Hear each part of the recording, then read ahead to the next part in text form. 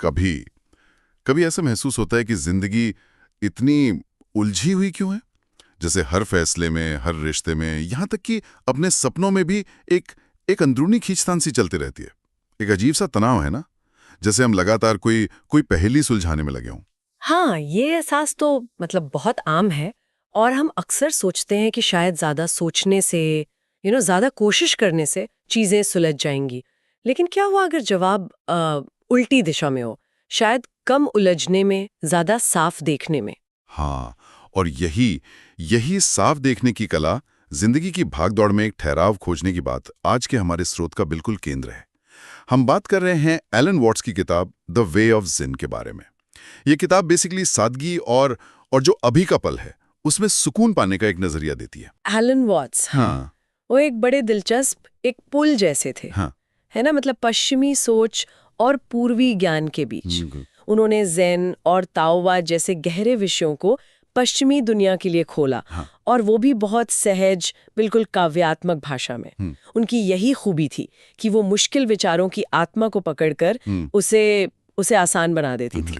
और उनकी एक बड़ी कमाल की बात है जो मुझे लगता है इस किताब का सार है, Zen is not about thinking less, it's about thinking clearly. यानी ज़ेन कम सोचने के बारे में नहीं है, बल्कि साफ, एकदम स्पष्ट रूप से सोचने के बारे में है। बिल्कुल। तो आज हमारी कोशिश यही रहेगी कि वॉट्स के नजरिए से ज़ेन के रास्ते को समझें और देखें कि क्या जीवन वाकई वाकई सरल हो सकता है। जरूर। चलिए इस सफर पे निकलते हैं। देखिए, अक्सर पहला सवाल यही आता है कि ये ज़ेन आखिर है क्या? कोई धर्म है, कोई कोई पूजा पाठ, कर्मकांड या कुछ और? हाँ, ज्यादातर लोग इसे शायद धर्म या किसी खास पूजा पद्धति से ही जोड़ते हैं। लेकिन वॉट्स और जो ज़ेन परंपरा है, जैसा स्रोत बताते हैं, वो इसे किसी धर्म या पंथ की तरह नहीं देखते। ये दरअसल होने की एक अवस्था है, स्टेट ऑफ बीइंग।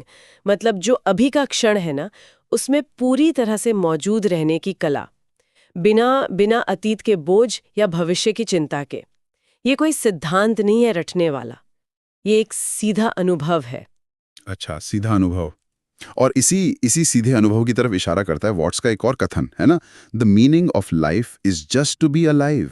जीवन का अर्थ सिर्फ जीवित रहना है। ये सुनने में तो बहुत बहुत सीधा लगता है, शायद जरूरत से ज्यादा ही सीधा। हाँ, पहली बार में लगता है बहुत सरल, शायद खाली भी लगे। लेकिन इसमें एक गहरा कटाक्ष छुपा है हमारी उस आदत पर, जो हमेशा जीवन का कोई बड़ा बाहरी अर्थ या मकसद ढूंढती रहती है।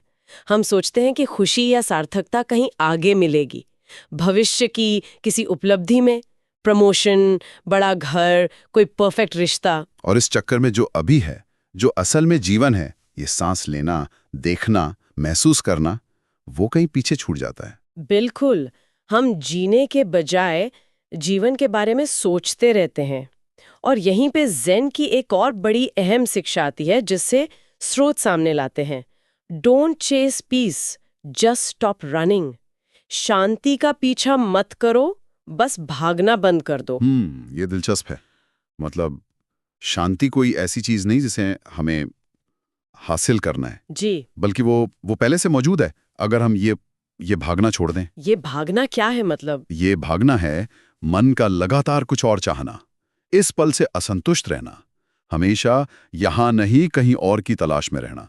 जब हम इस अंदरूनी दौड़ को रोकते हैं, चाहे कुछ पल के लिए ही सही, तो शांति अपने आप उभर आती है। वो कहीं बाहर से नहीं आती, वो हमारी स्वाभाविक अवस्था है, जिसे हमने अपनी बेचैनी से जैसे ढक रखा है। जैसे जैसे स्रोत में कुछ उदाहरण थे, सुबह की कॉफी की महक पर ध्यान देना, या हवा जब छू कर जाती है उसे महसूस करना, ढलते सूरज के रंगों को बस देखना। ये छोटे रोजमर्रा के पल, यही वो जगह है जहां हम भागना बंद कर सकते हैं। हाँ, बिल्कुल, यही वो अभ्यास के क्षण हैं जब हम अपनी इंद्रियों के जरिए बिना किसी जजमेंट के वर्तमान से जुड़ते हैं, तो मन की वो दौड़ धीमी पड़ती है। ये ज़ेन को जीने का तरीका है। इसके लिए कोई खास आसन या मंत्र जरूरी नहीं है। ये होने की अवस्था और वर्तमान में टिकने की बात, ये तो समझ आती है। लेकिन हमारे कर्म का क्या? मतलब हम दुनिया में रहते हैं, काम तो करते ही हैं। यहाँ ज़ेन का क्या नजरिया है? आपने शुरू में एलन वॉट्स के ताओवाद से जुड़ाव का जिक्र किया था, खासकर वो वू वे। हाँ, बिल्कुल सही सवाल है। ज़ेन का मतलब सिर्फ निष्क्रिय होकर बैठ जाना नहीं है, और यहीं वॉट्स ताओवाद के वू वे सिद्धांत का इस्तेमाल करते हैं ज़ेन के एक प्रैक्टिकल पहलू को समझाने के लिए। वू वे का अनुवाद कई बार अकर्मण्यता कर दिया जाता है, जो थोड़ा भ्रामक है। इसका गहरा मतलब है सहज कर्म, या कह लें बिना प्रयास के कर्म, एफर्टलेस एक्शन। बिना प्रयास के कर्म, ये थोड़ा विरोधाभासी नहीं लगता? क्या मतलब बिना कोशिश के कुछ हो सकता है? क्या उसका मतलब आलस है फिर? विरोधाभासी लगता है, हाँ। हमारी सामान्य समझ के हिसाब से तो यही है कि भाई ज्यादा जोर लगाओगे तभी बेहतर नतीजे मिलेंगे। लेकिन वू वे का मतलब आलस या कुछ न करना बिल्कुल नहीं है। इसका मतलब है प्रकृति का जो स्वाभाविक प्रवाह है ना, उसके साथ तालमेल बिठाकर काम करना, बिना फालतू की जोर जबरदस्ती या अंदरूनी संघर्ष के। अच्छा, तो जैसे पानी बहता है, स्रोत में शायद पानी का उदाहरण था। पानी चट्टान से लड़ता नहीं है, वो रास्ता बदल लेता है पर आखिरकार समुद्र तक पहुंच ही जाता है। बिल्कुल सही पकड़ा। पानी जबरदस्ती नहीं करता, वो स्थिति के हिसाब से ढल जाता है। वो वे का मतलब है अपने अहंकार की इच्छा को हर स्थिति पर थोपने की कोशिश छोड़ देना और चीजों को उनके स्वाभाविक रूप से खुलने देना। ये एक तरह की समझदारी है, ये जानना कि कब धक्का देना है और कब बस साथ बहना है। यानी हर चीज को कंट्रोल करने की जिद छोड़ना, ये तो मुश्किल लगता है। हमारी आदत तो कंट्रोल करने की होती है। हाँ, और वोट्स इसी आदत पर सवाल उठाते हैं। वो कहते हैं कि जब हम प्रवाह के खिलाफ तैरने की कोशिश करते तभी ज्यादातर थकान और निराशा पैदा होती है। वो वे का मतलब है स्थिति की सच्चाई को स्वीकार करना और फिर उसके अनुसार सहजता से प्रतिक्रिया देना। इसमें एक गहरी शक्ति है, जिसे वॉट्स का एक और कथन है जो इसी से जुड़ता है। The softest thing in the world overcomes the hardest. दुनिया की सबसे नरम चीज सबसे कठोर चीज पर विजय प्राप्त करती है। पानी नरम है पर चट्टान को काट देता है। ये अकड़ के बजाय लचीलेपन की ताकत है। तो ये सहज कर्म, प्रकृति के प्रवाह के साथ चलना, ये बाहरी दुनिया से जुड़ने का एक तरीका हुआ। लेकिन वॉट्स और ज़ेन इससे भी गहरे जाते हैं।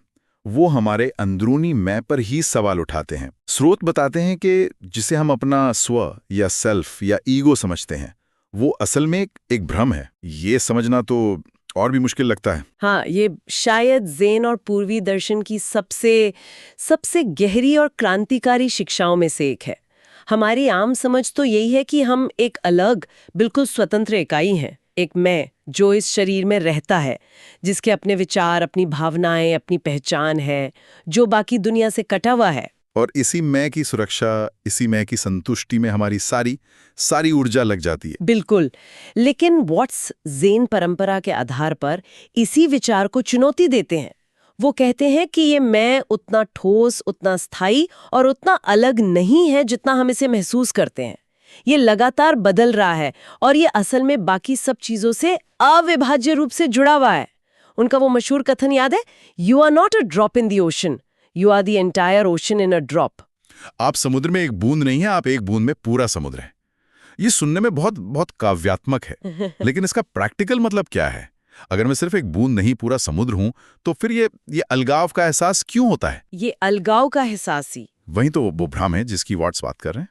ये हमारे मन की कंडीशनिंग है, हमारा अहंकार है, जो लगातार एक सीमा खींचता रहता है, मैं और दूसरा, अंदर और बाहर। ज़ीन, ध्यान और सजगता के अभ्यास से हमें इसी सीमा की कृत्रिमता का अनुभव कराता है। जब हम गहराई से देखते हैं तो पाते हैं कि हमारी सांस हवा से जुड़ी है, हमारा भोजन धरती से जुड़ा है, हमारे विचार दूसरों के विचारों से जुड़े हैं।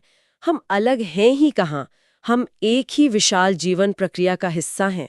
तो अगर ये अलगाव का भ्रम टूटता है, तो उसका नतीजा क्या होता है? जीवन कैसे बदलता है फिर? स्रोत इशारा करते हैं कि जब ये समझ गहरी होती है, सिर्फ दिमागी तौर पर नहीं बल्कि अनुभव के स्तर पर, तो जीवन से वो संघर्ष का भाव है ना, वो कम होने लगता है। वो डर, वो असुरक्षा, वो अकेलापन जो उस अलग मैं के एहसास से पैदा होता है, वो कमजोर पड़ जाता है। आप खुद को ब्रह्मांड के प्रवाह के एक हिस्से के रूप में महसूस करने लगते हैं। फिर हर छोटी मोटी बात पर लड़ने या बचाव करने की जरूरत महसूस नहीं होती। क्योंकि लड़ने वाला मैं उतना ठोस नहीं रहा। हाँ, या यूं कहें कि मैं की सीमाएं घुलने लगती हैं। तब शायद, जैसा स्रोत कहते हैं, हर क्षण, हर गतिविधि एक तरह का ध्यान बन सकती है। चलना, सांस लेना, किसी की बात सुनना, यहाँ तक कि मुस्कुराना भी, अगर वो पूरी उपस्थिति और बिना अहंकार के फिल्टर के हो रहा है तो। ये सब सुनने में बहुत अच्छा लगता है, सहज कर्म, स्वा का भ्रम टूटना, हर पल ध्यान। लेकिन इसे रोजमर्रा की जिंदगी में कैसे जिया जाए? क्या इसके लिए घंटों ध्यान में बैठना जरूरी है, या ये सिद्धांतों से आगे जाता है? वॉट्स इस बात पर बहुत जोर देते हैं कि ज़ेन कोई मठों या मेडिटेशन रूम तक सीमित चीज नहीं है। असली अभ्यास तो जीवन के बीचों बीच होता है। ये सिद्धांतों को रटना नहीं, बल्कि उन्हें जीने की कोशिश है। इसके कुछ प्रैक्टिकल तरीके भी बताए गए हैं स्रोतों में, है ना? जैसे किसी की बात को सच में सुनना, मतलब बिना बीच में टोके, बिना मन में अपना जवाब तैयार किए, बिना उसे जज किए। बिल्कुल। या किसी स्थिति या व्यक्ति को बिना अपने पुराने अनुभवों और पूर्वाग्रहों का चश्मा लगाए देखना। यह आसान नहीं है, क्योंकि हमारा मन तुरंत लेबल लगाने लगता है। लेकिन कोशिश करना वही अभ्यास है। कृतज्ञता महसूस करना छोटी छोटी चीजों के लिए, जैसे भोजन, धूप या किसी की मुस्कान। ये भी हमें वर्तमान क्षण और जीवन के प्रवाह से जोड़ता है। एक और महत्वपूर्ण पहलू जिसका जिक्र आता है वो है अनासक्ति या डिटैचमेंट।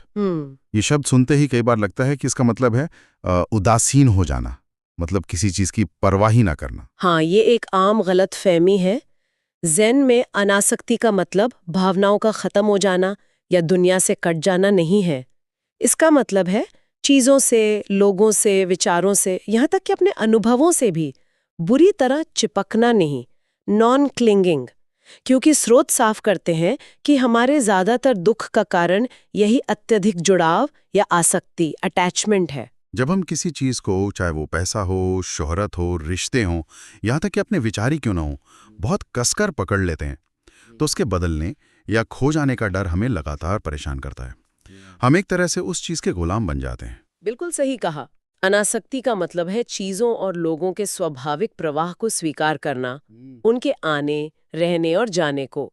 इसका मतलब है प्रेम करना पर अधिकार जमाए बिना, विचारों को रखना पर उन पर कट्टर हुए बिना, अपने सुख दुख का अनुभव करना पर उनसे अपनी पहचान जोड़े बिना। ये एक तरह की आंतरिक स्वतंत्रता है। तो क्या ये कहा जा सकता है कि छोड़ देना, लेटिंग गो, वही मुक्ति है? एक तरह से हाँ। जब हम पकड़ने की जिद छोड़ देते हैं तो हमारे हाथ और मन दोनों खुल जाते हैं। हम ज्यादा हल्के, ज्यादा स्वतंत्र महसूस करते हैं। ये वो शांति है जो भागना बंद करने से मिलती है, जिसके बारे में हमने शुरू में बात की थी। तो अगर हम इस पूरी चर्चा को समेटें, तो एलन वॉट्स की द वे ऑफ ज़ेन हमें जिंदगी को एक समस्या की तरह देखने के बजाय जिसे सुलझाना है, उसे एक अनुभव की तरह जीने का नजरिया देती है। जैसा वॉट्स कहते भी हैं, don't try to understand life, just live it. जीवन को समझने की कोशिश में मत उलझो, बस इसे जियो। बहुत खूबसूरती से कहा आपने। और ये नजरिया, ये उन सभी के लिए एक राहत की सांस हो सकता है जो आज की भागदौड़ भरी जिंदगी के तनाव, भ्रम और वो जो कभी ना खत्म होने वाली रेस है ना, उससे थक गए हैं। ज़ेन हमें रुकने, गहरी सांस लेने और बस इस पल में मौजूद होने का न्योता देता है। स्रोत हमें याद दिलाते हैं कि यही ज़ेन का रास्ता है, जटिलता में सादगी खोजना। ये वाकई सोचने का एक अलग तरीका है। भागने के बजाय ठहरना, समझने की कोशिश के बजाय अनुभव करना, कंट्रोल करने के बजाय सहजता से बहना। हाँ, और यही से एक विचार आगे सोचने के लिए उभरता है। हमने वू वे या सहज कर्म की बात की, प्रकृति के प्रवाह के साथ चलने की। अक्सर इसे निष्क्रियता या पलायनवाद समझ लिया जाता है कि अगर हम जोर नहीं लगा रहे हैं तो हम कुछ कर ही नहीं रहे हैं। लेकिन क्या ये सच है, या फिर वू वे कर्म करने का एक ज्यादा गहरा, ज्यादा टिकाऊ और शायद ज्यादा शक्तिशाली तरीका है, जो सतह पर दिखाई देने वाले जोर जबरदस्ती वाले कर्म से बिल्कुल अलग है? क्या सहजता में छिपी शक्ति निष्क्रियता है या बुद्धिमत्ता? इस पर सोचना दिलचस्प हो सकता है।